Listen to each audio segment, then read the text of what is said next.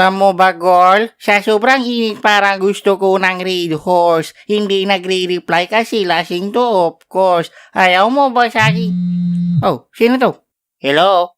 Ito ba si Douglas? Secret. Call mo ulit. Hello? Sino to? Ako pa rin yon, yung kanina. Okay. Hawak ko ngayon ang girlfriend mo. I'm sorry. You are the cool the wrong numbers. Bakit mo pinatay? Ha? Bakit mo pinatay?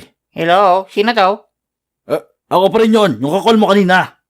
Yung kanina. Sabi ko naman sa'yo, pre, kung bading ka, wala namang masama doon. Hindi naman nakakababa ng pagkatao yan eh. Ang importante, wala kang tinatapakang tao at gumagawa ka ng kabutihan sa kapwa mo. Tanggap kita, pre, kahit bading ka, okay?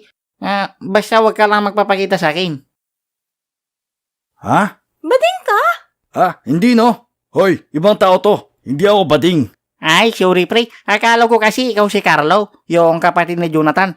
Umamin kasi siya sa akin kanina na bakla siya eh. Sabi ko naman, tanggap kita, pre, kahit ano ka man. At kaibigan pa rin ang turing ko sa'yo. Wala namang mali siya doon. Tsaka mabait yun, no? Sinasamahan niya nga ako lagi pag umiihi ako eh.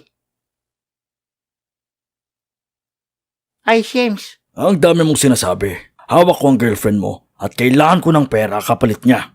Bagtit, wala naman akong jowa. Naliligaw pa lang ako, no? Douglas, baby, help me! Sino yun? Si Ma'am Sherilyn. Seryoso? Nililigawan mo to? Hindi, no? Mukha siyang kalyaw. Douglas, tulungan mo ako! Nakidnap ako!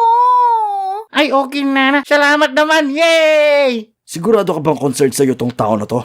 Oo naman, no? Douglas, tulungan mo na ako! Sherilyn, mamaya ka na tumawag. May gagawin pa ako, okay? Anong gagawin mo? Magsisilibre!